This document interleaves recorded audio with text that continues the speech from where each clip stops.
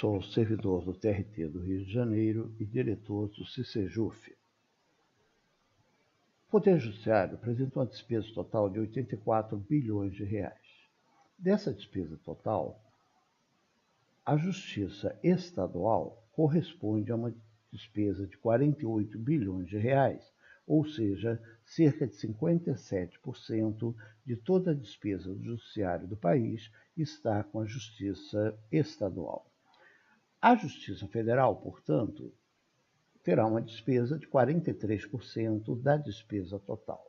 Nessa despesa da Justiça Federal, nós temos a Justiça do Trabalho com uma despesa de 17 bilhões de reais, que corresponde a 20% da despesa total, incluindo Justiça Estadual, e a 47% da despesa com a Justiça Federal.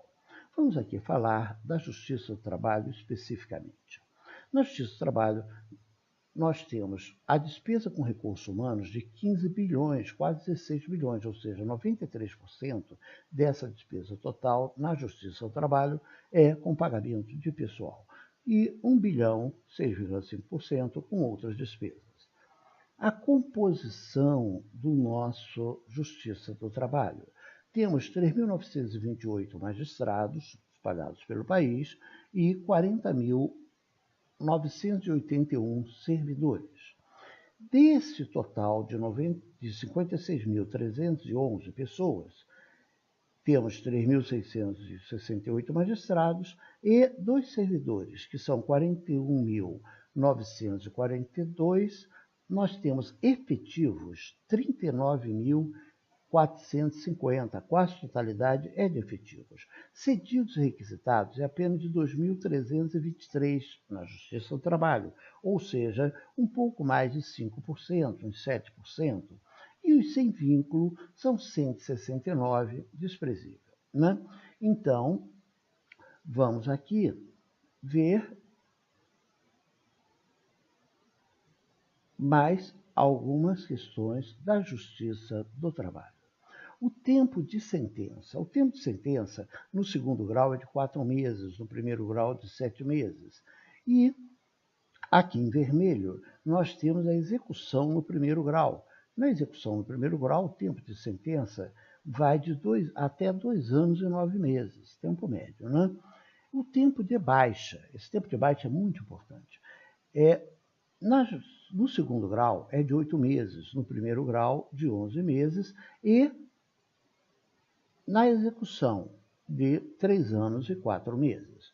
O tempo do pendente, aqueles processos que ficam pendentes, no segundo grau é de 8 meses, no primeiro grau de 1 ano e 2 meses, e o em execução no primeiro grau leva 4 anos e 10 meses. Então, nós podemos notar que o tempo de baixa, o tempo pendente, é de 1 ano e meio, menor que 1 ano e meio, 1 ano, né? Podemos dizer que no primeiro grau, em 1 ano, o processo está terminado. Ele estaria baixado em 11 meses. Né? Agora, aquele que entra em execução, isso não. Isso aí vai ficar 3 anos, 4 anos. Né? Ok.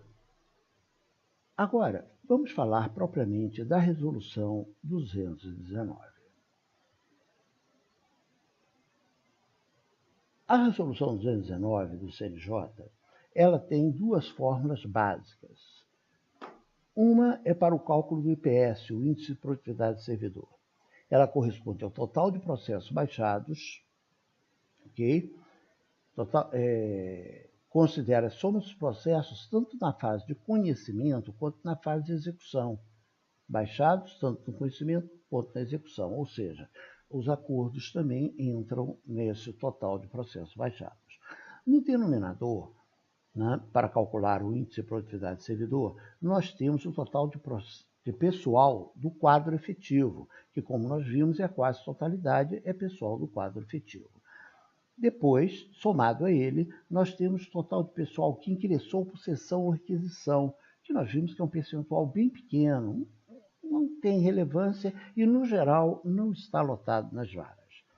E temos também o total de pessoal sem vínculo, que nós vimos que era muito pequeno, né, no caso da Justiça do Trabalho. E quando diz isso também, não está lotado nas varas, no primeiro grau. E temos ainda diminuindo no denominador o total de pessoal afastado, ou seja, pessoal de férias, licença médica, etc., o tempo de afastamento do servidor. Então, aqui no denominador, nós temos propriamente a força de trabalho. Ora, esse cálculo vai ficar bem difícil de fazer. O que a gente fizemos aqui para cálculo dos nossos estudos? Nós consideramos no denominador o quantitativo de servidores na vara. Bem, o TPI e o TPSV elevam em muito pouco. O TPAF reduz, especialmente por causa das férias, né? Então, quanto menor for o denominador, maior será o IPS. Então, não vai nos trazer nenhum problema para a nossa análise, ok? E a outra fórmula é a fórmula da lotação paradigma, ou seja, quantos servidores vão existir nas varas. Aqui considera-se a média trienal dos casos novos no numerador e no denominador, justamente o IPS, mas não é qualquer IPS. No nosso exemplo, nós vamos usar o IPS da própria vara, tá? Mas, na verdade, a resolução 219 do CNJ, ela faz o seguinte, ó, a fórmula para cálculo da lotação paradigma, ela vai usar os 25% maiores IPS. Por exemplo, temos 100 varas. Cada uma delas teve um IPS e nós vamos usar apenas as 25 maiores IPS, índice de produtividade do servidor, para calcular para usar como denominador e descobrir o quantitativo de servidores em cada vara. Observe que, ao usar o terceiro quartil no divisor, ou seja, a média dos 25% maiores índices de produtividade, o CNJ garante que não haverá necessidade de mais servidores, né?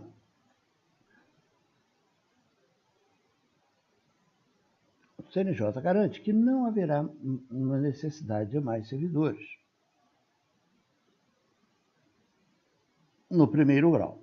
Mas, se esse resultado for significativamente menor do que a lotação existente hoje, então o tribunal poderá usar o segundo quartil, que seria esse aqui, obtendo um resultado próximo ao já existente. A resolução 219 CNJ determina que, em média, 40% dos servidores lotados do segundo grau dos TRTs têm que sair de lá, mas também garante que as varas que irão absorvê-los, parte deles irão compor o excedente, a força de trabalho adicional prevista no artigo 9º da Resolução 219/16, claro que se não houver vaga para o servidor, também não haverá vaga para FC, que também sobrarão. Bem, mas para esse nosso caso aqui, nos interessa saber que no índice de produtividade do servidor será usado preferencialmente os 25% maiores IPS, e se, somente se, o resultado dessa conta resultar em um quantitativo de servidores significativamente menor do que já existe hoje, aí se poderá usar o segundo quartil. Para você ter uma ideia, no TRT do Rio de Janeiro, usando-se o terceiro quartil, sobraria 69 servidores no primeiro grau. Usando-se o segundo quartil, o primeiro grau passou a poder absorver 120 servidores. Bem, isso aqui nós não vamos considerar na nossa simulação. Na nossa simulação, nós vamos considerar o próprio IPS da vara. Ok? Se estivéssemos num IPS de uma vara que estivesse entre os 25 maiores IPS, estaríamos com caso aproximado. Caso contrário, esse IPS seria o IPS a ser utilizado seria bem maior do que o que vamos utilizar. E observe que o IPS é usado no denominador. Portanto, quanto maior for o denominador, quanto maior for o divisor, menor será o resultado, correto? Toda divisão obedece o seguinte princípio: o resultado é diretamente proporcional ao dividendo, que é o numerador, e inversamente proporcional ao divisor, que é o denominador. Por exemplo, 10 dividido por 5 é igual a 2, e 10 dividido por 2 é igual a 5. Né? Então, quanto menor o divisor, maior o resultado. Quanto maior o divisor, menor o resultado. Importante também notar, usando também dados do Justiça e Números, nós temos aqui a Justiça do Trabalho de 2009 a 2016. Observe que a linha vermelha são os processos baixados e a linha verde são os casos novos. A fórmula empregada pelo CNJ, as fórmulas, elas usam apenas 3 fatores: o total de processos baixados, os casos novos e o quantitativo de servidores e a força de trabalho. São esses 3 fatores. Tá? O total de processos baixados, nós já vimos. A média dos casos novos é a média trienal. O total de processos baixados é o do último ano. E o IPS será o maior, a média dos 25 maiores. Ok? Vamos aqui, então, fazer o seguinte. Em 2013, que é interessante notar, que aqui pela época de 2013, o CNJ criou a Resolução 184 e impediu a criação de um monte de cargos e varas na Justiça do Trabalho. A partir daí, veja que a linha de depósitos, casos pendentes, passou a aumentar enormemente. Ela vinha diminuindo até 2011. Resolução 84 CNJ, processo pendente começou a aumentar. E agora, em 2016, nós temos a Resolução 219, que só usa os casos novos e os processos baixados. Observe que num certo período aqui, de 2014 para 2015, o quantitativo de processos baixados foi superior ao quantitativo de processos novos. Tá? Isso no país. Nós aqui vamos fazer, para o efeito da nossa simulação, nós vamos fazer aqui uma relação de 85% entre os casos novos desta vara, tá? Para determinar o total de processos baixados. Nós vimos aqui embaixo que esse total de processos baixados pode até ser superior ao quantitativo de processos novos. Uma média nacional, aqui em 2016, deu 98%. 98% do quantitativo de casos novos foram também o quantitativo de processos baixados no país. Vamos aqui usar 85%, tá? Depois a gente faz outras simulações. Então, nesse caso aqui, estamos empregando uma vara que tivesse 1.500 processos em 2015, 1.500 casos novos em 2016, 1.600 e 1.700 casos novos em 2017. Ora, para cálculo do IPS, nós vamos usar o total de processos baixados no último ano. Aqui, então, fizemos uma relação em que dividimos 1.700, multiplicamos 1.900 por 85%, achando, então, 1.445 processos baixados, total de processos baixados, ok? O IPS, ele é o resultado da divisão do total de processos baixados pela força de trabalho. Aqui, para efeito da nossa simulação, consideramos o total de servidores na vara. Pronto. E se isso aqui diminui, se aqui, por exemplo, fosse 10, o IPS ia aumentar. Portanto, ao termos usando o 11, o IPS diminui. Se o IPS diminui, a lotação na vara aumenta. Se o IPS aumenta, a lotação na vara diminui. Perfeito? Então, estamos usando cálculos que vão determinar um maior quantitativo de servidores na vara, do que realmente vai acontecer quando se usar a resolução 219. Tá? Para cálculo da lotação na vara, nós pegamos a média e dividimos pelo IPS. Então, isso aqui, a média dos casos novos do último triênio dividido pelo IPS. Nesse caso, foram 12. A lotação aumentaria, passaria a ser 12 servidores. Se aqui, ao invés de usarmos apenas 85%, usássemos 95%, essa lotação permaneceria igual. Mas vamos permanecer usando 85%. Já demonstramos que no normal, a quantidade de processos baixados pode ser até superior à quantidade de processos novos nesses últimos anos. Isso aí também tem muito a ver com a meta 5 empregada pelo CNJ. A meta 5 força as varas a aumentar o número de processos baixados. Né? Mas aqui nos interessa ver a forma. Ok, isso aqui seria num primeiro ano, né? Até 2017. No ano seguinte, 2018, nós temos dois fatores importantes que vão acontecer. Um é a reforma trabalhista. E a reforma trabalhista tende a diminuir o quantitativo de processos novos. Então, aqui, em 2016, usamos 1.600. Em 2017, 1.700. E aqui apenas 1.320, considerando-se que, hipótese, a reforma trabalhista consiga reduzir em 20% o quantitativo de processos novos. Os idealizadores da reforma trabalhista entendem que vai reduzir muito mais, mas nós consideramos apenas 20%. Esta média cairia para 1.553.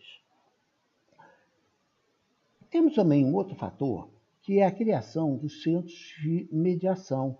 Esses centros de mediação, eles têm que fazer o quê? Aumentar o número de acordos, agora chamados de mediados. Né? Muito bem. Vamos supor que aumentasse o quantitativo de casos novos, fosse aumentado em 20% para acordo, né? Em função dos centros de mediação. Então, desses 1.360, 272 seriam de acordo, além do que já existe hoje, tá? Vamos aumentando, ampliando. Ora, só que esses acordos, eles entram também no cálculo do quantitativo de processos baixados. Eles vão contribuir para aumentar o quantitativo de processos baixados. Então, se antes nós tínhamos 85% dos casos novos, agora nós teremos mais esses 272. Então, aqui usamos que os 1.445 foram acrescidos dos 272, tá? De processos baixados. Muito bem. Esse total de processos baixados dividido pelo quantitativo de servidores, observe que aqui, ó, para 2017, diz que em 2018 teria que ter 12 servidores, mas é certo que a vara não vai receber esse servidor. Então, continuamos usando os 11, tá? E passou a ter um IPS de 156. Esta média de casos novos dividido pelo IPS resultou uma lotação para 2019 de 10 servidores. Um servidor, por exemplo, já estaria excedente. Tá? Aplicando-se a mesma questão, considerando-se, entretanto, que aqui, para 2019, a reforma trabalhista não reduziu em nada, continuou com 1.360 casos novos. E, pelos idealizadores da reforma trabalhista, vai continuar constantemente reduzindo os casos novos. Mas vou dizer que não reduziu em nada, eles pensaram errado, mas que os centros de mediação aumentaram o quantitativo de processos conciliados. Né? Passamos a ter o mesmo quantitativo de processos baixados, que diminuiu aqui, aumentou aqui, veio para cá, e apenas 10 servidores agora. Não temos mais 11, só temos 10. Então o IPS aumenta para 176. E se o IPS aumentou para 176, Esta média de processo será dividida por um 7,6 e resultou agora, para 2020, um quantitativo de apenas 8 servidores nessa vara. Para 2021, usando os mesmos critérios aqui, teremos 7 servidores nas varas, 7,13. Seria 7 para 8. E para 2021, 6 servidores ou 7 servidores na vara. Uma redução, uma grande redução. Isso aqui considerando que o efeito da reforma trabalhista só reduza o quantitativo de casos novos no primeiro ano, em 2018, que não reduza nada em 2019, nada em 2020, né? Mantenha um valor constante. E os idealizadores da reforma trabalhista entendem que vai ser uma redução gradual e constante. Muito bem. Agora, evidentemente que os centros de mediação vão contribuir para reduzir o quantitativo de processos, aumentar o quantitativo de processos conciliados, tá? Só que esses processos conciliados, eles entram no cálculo dos processos baixados. Vamos dizer que aqui, ao invés de 85%, fosse 95% a relação entre processos baixados e casos novos. Nós teríamos, então, que no final de 2020, nós estaríamos com 5 servidores nas varas, né? Mas vamos permanecer aqui com os 85%. É muito importante nós notarmos também que a Resolução 219, ela não é para essas formas, não são para ser aplicadas uma única vez, não.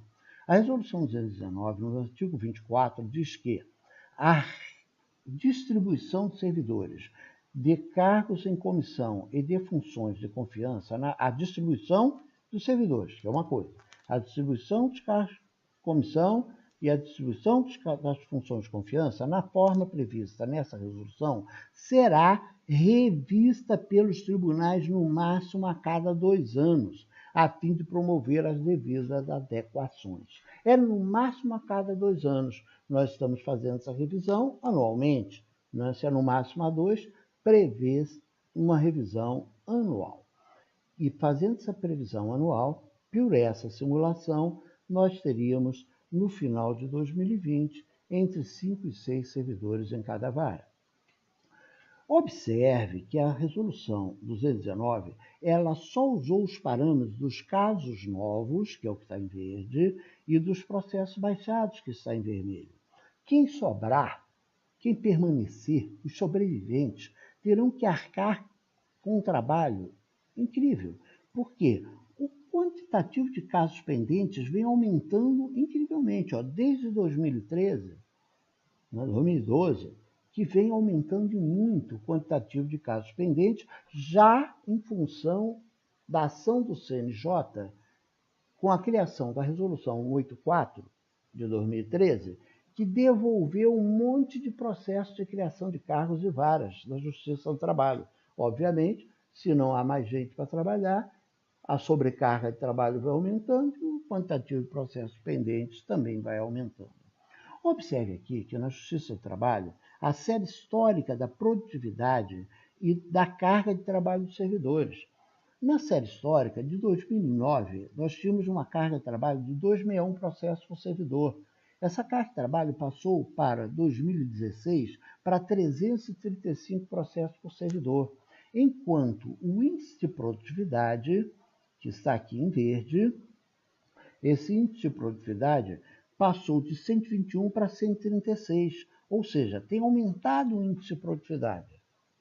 Mas a carga de trabalho tem aumentado muito mais do que o índice de produtividade dos servidores.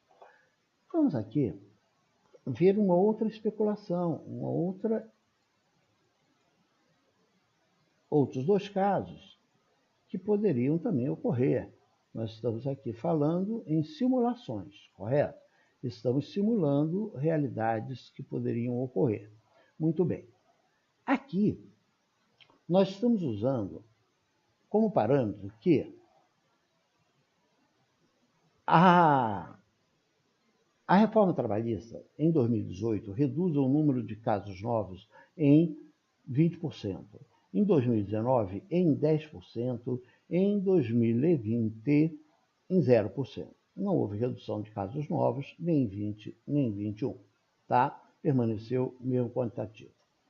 Os idealizadores da reforma trabalhista, como já disse, acham que isso vai ser uma cascata, vai diminuir constantemente. E consideramos também que os centros de mediação aumentem o quantitativo de processos acordados em 20%.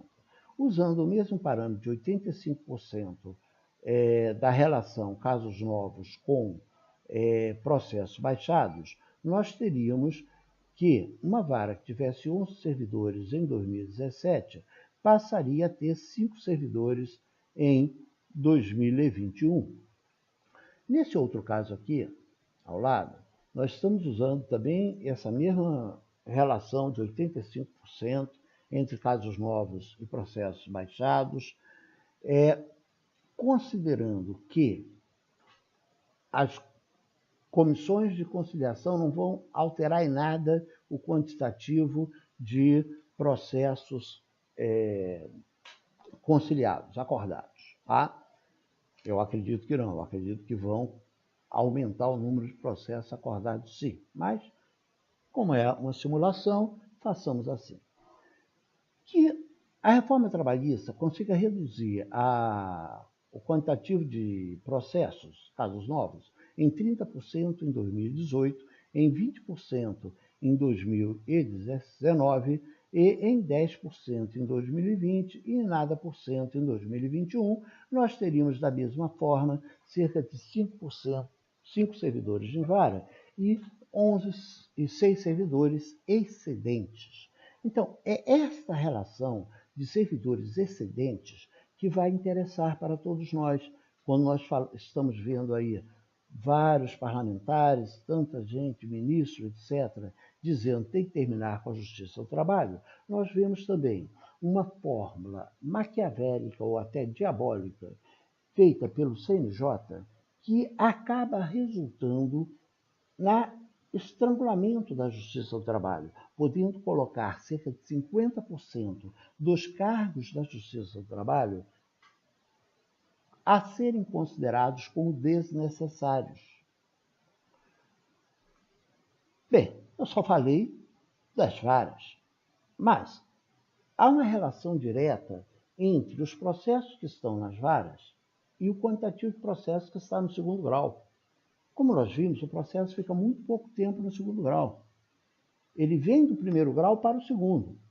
Portanto, o segundo grau também vai diminuindo o quantitativo de processos. E a parte administrativa é no máximo 30% dos servidores, do total de servidores, ao máximo 30%. Então, você reduz o quantitativo de servidores nas varas, reduz o quantitativo de servidores na área administrativa. E também, logicamente, ao reduzir os casos novos do segundo grau, também reduz o quantitativo de servidores lá do segundo grau. Vamos agora ver que consequências nós temos também em relação a isso. Olha só, quais são os passos que serão seguidos se essa resolução 219 não for extirpada? Primeiro, é determinado um quantitativo de servidores nas varas. Depois é que o gestor vai indicar os excedentes. Observe que o gestor não está colocando ninguém à disposição. Ele está dizendo quais são os servidores excedentes. Esses servidores excedentes poderão ir trabalhar em outra vara. Observe que o gestor não está colocando servidor de disponibilidade, portanto, não tem que seguir qualquer critério. Ele pode chegar a qualquer um e dizer, você é excedente. Eu tinha 10, agora só posso ter 8, 2 estão sobrando. Quem são? Quem serão? Esses excedentes poderão ser lotados em outras varas, portanto, não ficam na vara de origem. Os excedentes não lotados poderão ter seus cargos considerados desnecessários. Ora, ele pode ser um excedente e ser lotado em outra vara, o cargo dele continua necessário. Apenas se ele não conseguir lotação alguma, é que o seu cargo poderá ser considerado desnecessário. e os excedentes que servidores tiverem seus cargos considerados desnecessários serão postos em disponibilidade. Observe aqui que, uma vez alcançada a lotação paradigma de cada unidade, isso aqui está no artigo 8º da Resolução 219, uma vez alcançada a lotação paradigma de cada unidade e havendo excedentes servidores, inclusive decorrentes da aplicação da regra do artigo 3º dessa resolução, esses devem ser lotados nas unidades judiciárias de mesmo grau de jurisdição, com prioridade para aquelas com maior taxa de congestionamento ou em quantidade maior de casos pendentes antigos, desde que, e aqui está a grande questão, desde que a unidade judiciária, 1. Tem o IPS igual ou superior ao da média das unidades semelhantes. Ora, se o IPS dela é alto, é porque ela baixou muito. E se ela baixou muito, a tendência é que a sua taxa de congestionamento seja baixa. Mas o servidor só será lotado naquela vara se, 1. O IPS daquela vara for superior à média. E, ao mesmo tempo, essa vara possui uma taxa de congestionamento superior à média das unidades semelhantes. Uai, se ela tem um IPS alto, provavelmente a sua taxa de congestionamento é baixa. Mas não, para ter lotação de servidor recedente, a vara tem que satisfazer esses dois critérios.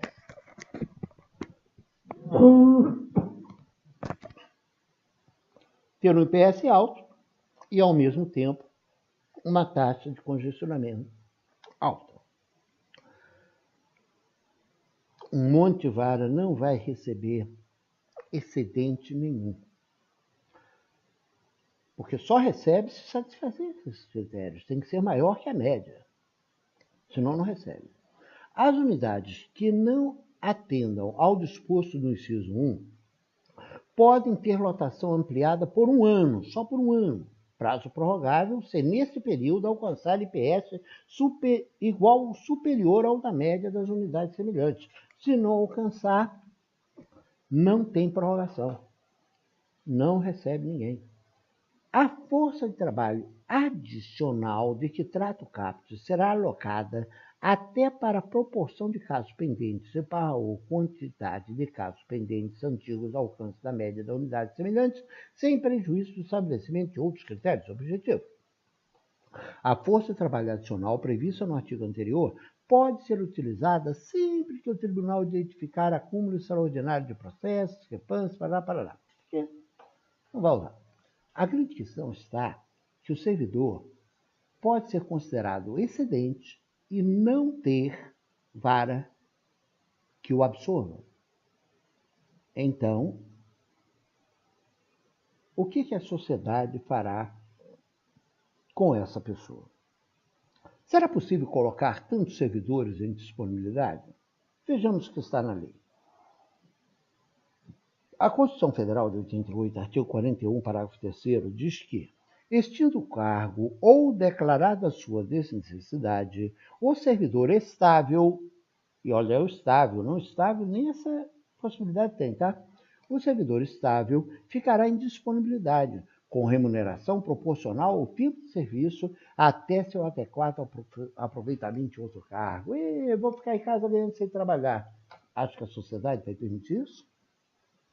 A Lei 8.112, no artigo 37, diz que redistribuição e deslocamento do cargo de provimento efetivo ocupado ou vago no âmbito do quadro geral de pessoal para outro órgão ou entidade do mesmo poder, tá? Mas com prévia apreciação do órgão central do CIPEC. Peraí, se é do mesmo poder e o CIPEC tem que apreciar, na verdade o CIPEC vai apreciar para todos os poderes. Observados os seguintes preceitos.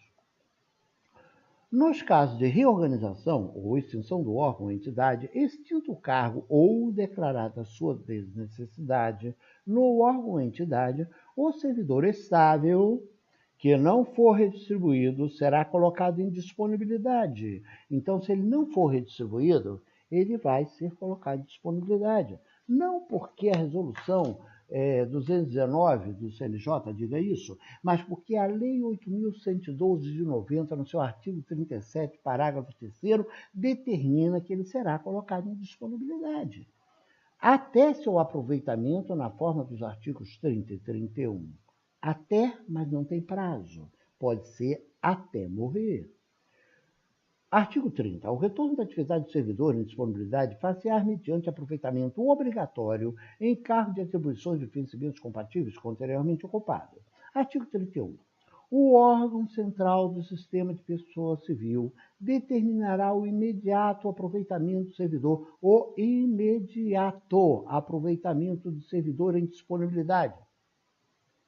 Bem, se todas as justiças estão sofrendo redução de pessoal, eu estou falando na Justiça do Trabalho, mas essas reduções também estão acontecendo na Justiça Federal e na Justiça Eleitoral. Esse servidor não vai ter aproveitamento imediato no Poder Judiciário.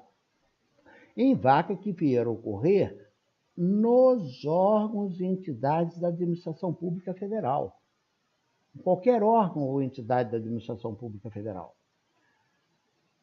Parágrafo único. Na hipótese prevista no artigo 3º do artigo 37, o servidor posto em disponibilidade poderá ser mantido sob responsabilidade do Sistema de Pessoal Civil da Administração Federal, SIPEC, até o seu aproveitamento em outro órgão ou entidade. Até. Pode ser a vida inteira. Haverá quem alegue que o CIPEC só atua no Poder Executivo. Bem, e sendo isso verdade, basta mudar a norma. Pronto, acabou, passa a atuar em qualquer lugar. Eu entendo que já atua, pelo que está escrito na lei, ele já pode atuar provisoriamente, lotando o servidor provisoriamente em qualquer órgão da Justiça Federal, até que ele seja aproveitado no seu próprio poder. Isso pode ser nunca. Na redistribuição, o cargo é redistribuído e continua no Poder Judiciário. Mas o servidor pode não ser redistribuído. Não sendo redistribuído, ele pode ser posto em disponibilidade ou ser mantido sob a responsabilidade do CIPEC e ter exercício provisório até seu adequado aproveitamento. Note-se que não há prazo, pode ser até morrer. Observe que o Executivo não vai roubar o cargo do Judiciário. O cargo permanecerá no Poder Judiciário. Apenas o servidor ficará provisoriamente sob responsabilidade do CIPEC para ter exercício provisório até seu adequado aproveitamento. Posto em disponibilidade provisoriamente sob a responsabilidade do CIPEC. Importante notar que o servidor posto à disposição irá ocupar cargo compatível com o anteriormente ocupado. Assim, caso o nível superior para técnico já tenha sido aprovado, esse servidor ocupará um cargo de nível superior. Caso o técnico continue como nível médio, irá ocupar um cargo de nível médio. Por exemplo, você, servidor judiciário, teve seu cargo considerado dispensável. Você foi posto em disponibilidade. Desnecessário, aliás. Desnecessário, cargo desnecessário, servidor em disponibilidade, ficou lá no CIPEC e foi lotado numa escola. Para exercer a atividade de professor, seu cargo teria que ser de nível superior. Se o seu cargo continuar de nível médio, poderá ser inspetor, não poderá ser professor. O INSS, portanto, é uma questão de sobrevivência para o técnico judiciário. E observe aqui que não é apenas o técnico judiciário que pode ser considerado excedente, o analista também pode. Entretanto, quem é o mais fraco desse processo é o técnico judiciário que não tem formação em direito, porque cada vez mais os juízes querem o quê? pessoas com formação em direito, especialmente para fazer minuta de sentença, minuta de despacho, não? Minuta de acórdão. A segunda dúvida, a CAT não será incluída no cálculo da proporcionalidade? Olha, o decreto 3.151, de 23 de agosto de 99, disciplina a prática dos atos de extinção e de declaração de necessidade de cargos públicos. Bem assim, a dos atos de colocação de disponibilidade remunerada e de aproveitamento de servidores públicos em decorrência da extinção e reorganização de órgãos ou entidades da administração pública federal, direta, autárquica e fundacional. Ah, mas é só da administração pública federal. Vamos ver. Artigo 4º. Autoriza, por lei, a extinção do cargo público, far-se-á mediante ato privativo do Presidente da República. A extinção, não a declaração da desnecessidade. Extinto o cargo ou declarada a sua desnecessidade, o servidor estável nele investido será imediatamente posto à disponibilidade com remuneração proporcional ao tempo de serviço. Então, esse cálculo, a remuneração do servidor de disponibilidade, será proporcional ao tempo de serviço, considerando-se para o respectivo cálculo 1,35 avos da respectiva remuneração mensal por ano de serviço se homem e 30 avos se mulher. Então, se for mulher e tiver 20 anos de serviço, receberá 20, 30 avos da sua remuneração mensal. E se for homem, tiver 20 anos de serviço, receberá 20, 35 avos da sua remuneração mensal. Isso quando estiver em disponibilidade, né? O servidor em disponibilidade. A remuneração será proporcional. Mas vejamos o que é essa remuneração. No parágrafo 2º, ele diz o seguinte: nos termos do artigo 1º da Lei 8.852, de 4 de fevereiro de 1994, e exclusivamente para o cálculo da proporcionalidade. Exclusivamente para o cálculo da proporcionalidade, considerar-se-á como remuneração mensal do servidor o vencimento básico acrescido das vantagens pecuniárias permanentes. Ouviu? Está escrito aí gratificação? Ou está escrito VB e vantagens pecuniárias permanentes? Ah, mas a GAGE pode estar dentro das vantagens pecuniárias permanentes. Vamos ver se é isso?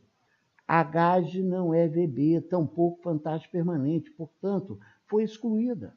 Vejamos aqui a Lei 11.416 de 2016, que é o nosso PCS. Ele diz o seguinte, artigo 11. A remuneração dos cargos de provimento efetivo das carreiras dos quadros do pessoal do Poder Judiciário é composta pelo quê? Pelo vencimento básico. Está lá escrito também, ó, vencimento básico, está aqui. Está ali e está aqui. Do cargo pela gratificação judiciária GAGE. Está escrito aqui? Não. Aqui só tem vencimento básico e vantagens pecuniárias permanentes, acrescida da vantagem pecuniárias permanentes. Portanto, a leitura que eu faço da Lei 11.416, ele diz que a remuneração do judiciário é PB, GAGE e vantagens pecuniárias. E a lei que regulamenta a proporcionalidade é exclusivamente para o cálculo da proporcionalidade do servidor posto em disposição. A remuneração mensal é o vencimento básico acrescido das vantagens pecuniárias. Concluo, portanto, que a GAGE está fora. Quem for colocado à disponibilidade vai trabalhar no hospital ou escola federal, não pode ser estadual, recebendo somente o VB e o VPNI, se tiver. A maioria do pessoal da ativa não tem VPNI, ou o VPNI é pequeno, vai ser proporcional. E não é o VB integral, é proporcional ao tempo de serviço. Se for 20 anos, é 20, 30 avos para mulher e 20, 35 avos para homem, só do vencimento básico. O artigo 11 da Lei 11.416 esclarece que a Caixa não é VB, tampouco vantagem pecuniária permanente. Assim, a GAD não estará incluída no cálculo da proporcionalidade por tempo de contribuição de quem for colocado em disponibilidade. Essa é a conclusão que eu cheguei. Eu até espero estar errado, mas a leitura da lei me fez tirar essa conclusão. Segunda dúvida. Mas há critérios para pôr em disponibilidade? A aplicação da fórmula é para ser aplicada uma única vez? Já mostramos que não. A fórmula é para ser aplicada no máximo de 2 em 2 anos. Então, essa resposta já está dada. Agora, e os critérios para pôr em disponibilidade? Bem, existem realmente critérios. Mas, como também já colocamos aqui em cima, o gestor ele não vai colocar em disponibilidade ninguém. O gestor vai indicar os servidores excedentes. Esses servidores excedentes que não tiverem lugar nenhum para ser lotados, poderão, não, a 219 não afirma isso, mas é consequência lógica. A sociedade não vai ficar pagando servidor judiciário para ficar em casa. Então, eles poderão ter seus cargos considerados desnecessários e considerados necessários, colocados em disponibilidade, ganhando apenas um percentual do vencimento básico. Mas vamos ver aqui o que diz a lei em relação à colocação em disponibilidade. Né? O decreto 3.151, de 23 de agosto de 99, disciplina a prática de atos de extinção, declaração de disponibilidade de cargos públicos. Bem assim, atos de colocação em disponibilidade remunerada e de aproveitamento de servidores públicos em caso da extinção, reorganização, órgão de administração direta, nacional. Ok. Caracterizada a existência de cargos sujeitos a declaração de desnecessidade em decorrência da extinção ou reorganização do órgão ou entidade, a administração deverá adotar separada ou cumulativamente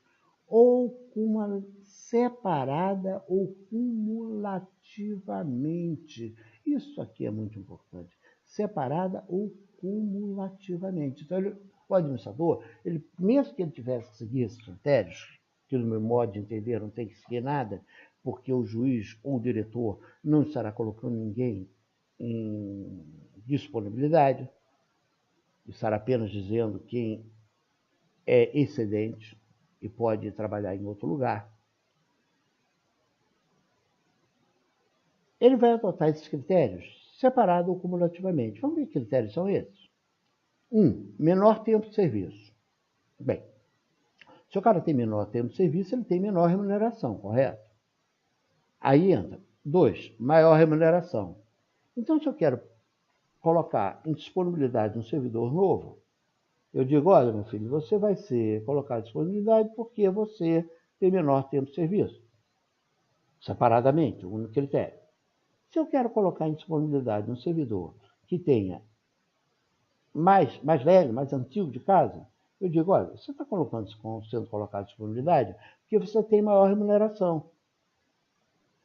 Ah, idade menor. Ah, o cara pode ter maior remuneração e idade menor? Pode, aí eu uso esses dois critérios juntos. Ó. O cara tem maior remuneração que o outro, porque eu não preciso comparar com o geral do tribunal, apenas com as pessoas que estiverem na minha vara, e dizer, ó, você tem uma idade menor e remuneração maior. Né? E aí eu pego um analista. Idade menor, remuneração maior, eu pego um analista também. Esse analista aqui eu não quero não, prefiro ficar com o técnico. Aí jogo ele de analista para escanteio. Ou menor número de dependentes.